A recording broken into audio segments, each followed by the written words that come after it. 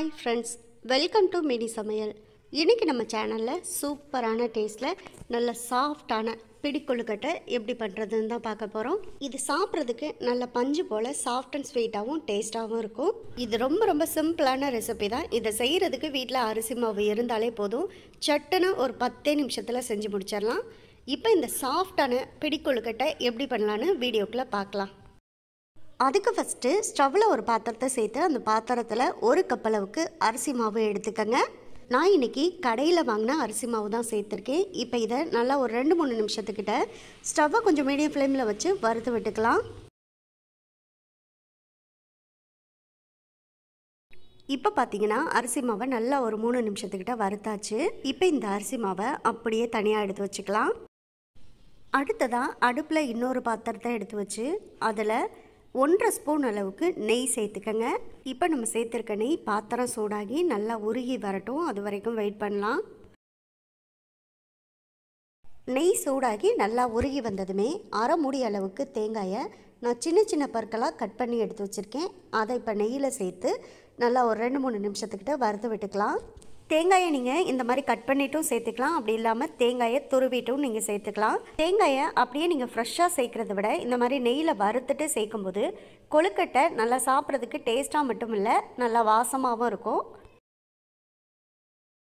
தேங்காயை நெய்யில் சேர்த்து வறுத்ததுக்கப்புறமா தேங்காயை எடுத்து பார்த்திங்கன்னா கொஞ்சம் நிறம் மாதிரி வந்திருக்கும். அந்த மாதிரி வந்ததுக்கப்புறமா இதை தனியாக அப்படியே ஒரு பவுலில் மாற்றி எடுத்து வச்சுக்கலாம். இப்போ தேங்காயை நல்லா நெய்யில் வறுத்தாச்சு. இதை தனியாக எடுத்து வச்சுக்கலாம்.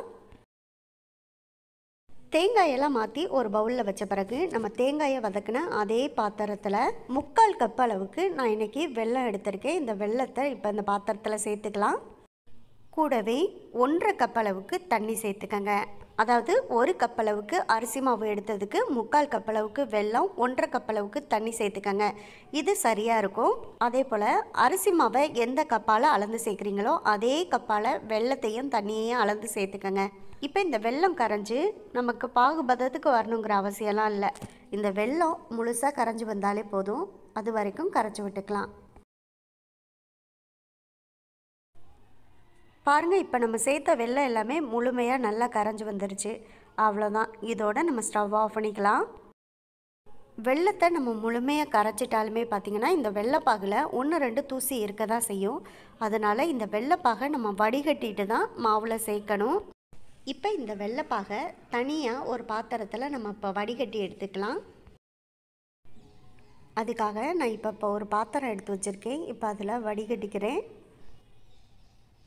பாருங்கள், வடிகட்டிட்டு எடுத்த பிறகு இதில் எந்த அளவுக்கு தூசி இருக்குன்னு பாருங்கள்.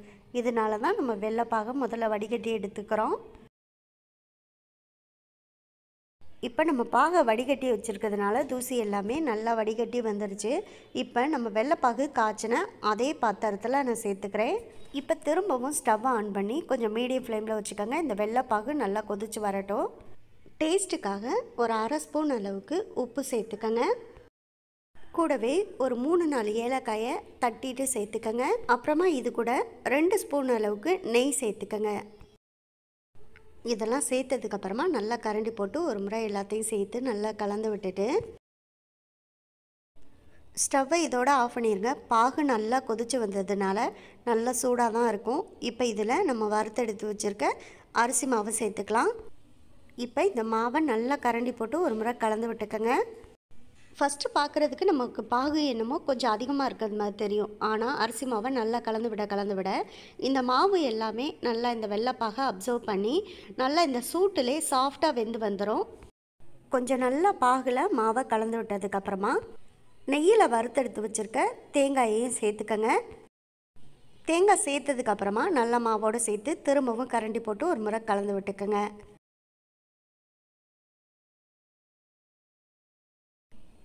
பாருங்கள், தேங்காயும் சேர்த்ததுக்கப்புறமா மாவை நல்லா இந்த அளவுக்கு கலந்து விட்ட பிறகு இது நல்லா ஆறட்டும். இப்போ மாவு ரொம்ப சூடாக இருக்கும். அதனால் ஆறின பிறகு நம்ம கை போட்டு பிசைஞ்சிக்கலாம். இப்போ ஒரு 10 நிமிஷத்துலேருந்து 15 நிமிஷம் வரைக்கும் இதை நல்லா ஆற வச்சுருங்க. அதுக்கப்புறமா நம்ம கை வச்சு கொழுக்கட்டையை பிடிச்சு எடுத்துக்கலாம். இப்போ ஒரு 15 நிமிஷத்துக்கிட்ட ஆச்சு. மாவு ஆறின பிறகு நான் ஒரு பவுலில் மாற்றி எடுத்து வச்சுட்டேன். இப்போ கொஞ்சம் கொஞ்சமாக மாவு எடுத்து நம்ம கொழுக்கட்டையை பிடிச்சு எடுத்துக்கலாம். அதுக்காக கொஞ்சம் மாவு எடுத்து கையில் உள்ளங்கையில் வச்சு விரல்களுக்கு இடையில் இந்த மாதிரி லைட்டாக உருண்டை மாதிரி பிடிச்சிட்டு அதுக்கப்புறமா இந்த உருண்டையை கொஞ்சம் நீளமாக இந்த மாதிரி கை விரல்களுக்கு இடையிலே வச்சு இந்த மாதிரி உருட்டினீங்கன்னா கொஞ்சம் உருண்டை ஷேப் மாதிரி இந்த மாதிரி நீளமாக வரும். அதுக்கப்புறமா மெல்ல இந்த 4 விரலையும் கொஞ்சம் ப்ரெஷ் பண்ணிக்கோங்க. ப்ரெஸ் பண்ணது மாதிரி அழுத்தி விட்டிங்கன்னா நமக்கு பிடி கொழுக்கட்டை கரெக்டான ஒரு ஷேப்புக்கு வந்துடும். பாருங்கள் எவ்வளோ பெர்ஃபெக்டாக அந்த பிடி கொழுக்கட்டையை கரெக்டான ஒரு ஷேப்பில் செஞ்சிட்டோம். இதே போல் தான் எல்லா மாவையுமே நம்ம செஞ்சு எடுத்துக்கலாம். அடுத்ததாக நான் இன்றைக்கி 2 ஷேப்பில் கொழுக்கட்டை செய்ய போகிறேன். இன்னொன்று உருண்டை வடிவில் உருட்டி எடுத்துக்க போகிறேன். அதுவும் அதே மாதிரி தான் உள்ளங்கையில் வச்சு நல்லா மாவை எடுத்துகிட்டு உருட்டிக்கங்க. பார்க்குறதுக்கு நல்ல குட்டி பால் போல் நமக்கு வந்துடணும். ரொம்ப பெரிய உருண்டைகளாக வேணாம், இந்த அளவுக்கு உருட்டிக்கிட்டால் போதும். அப்போ தான் மாவும் உள்ளே நல்லா வெந்து வரும். இதே போல் மீதம் இருக்கிற எல்லா மாவையுமே நம்ம செஞ்சு எடுத்துக்கலாம்.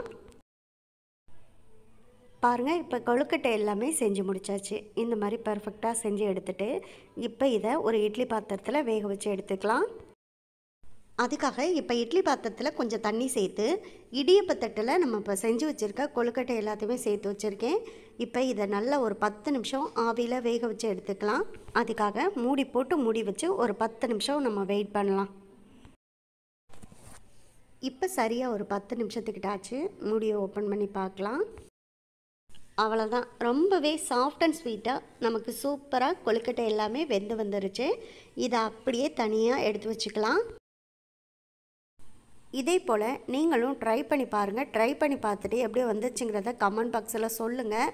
இந்த வீடியோ உங்களுக்கு பிடிச்சிருந்தா இந்த வீடியோவை லைக் பண்ணி நம்ம சேனலை மறந்துடாமல் சப்ஸ்கிரைப் பண்ணிக்கோங்க. சப்ஸ்கிரைப் பண்ணும்போது பக்கத்தில் உள்ள பெல் ஐக்கானை கிளிக் பண்ணி வச்சுட்டிங்கன்னா நான் போடக்கூடிய குக்கிங் வீடியோ எல்லாமே உடனுக்குடனே உங்களுக்கு வந்து சேரும். உங்கள் ஃப்ரெண்ட்ஸ் அண்ட் ரிலேட்டிவ்ஸ் எல்லாருக்கும் ஷேர் பண்ணுங்கள். இதே போல் அடுத்தடுத்து நல்ல நல்ல வீடியோவில் சந்திப்போம். ஓகே, பாய்.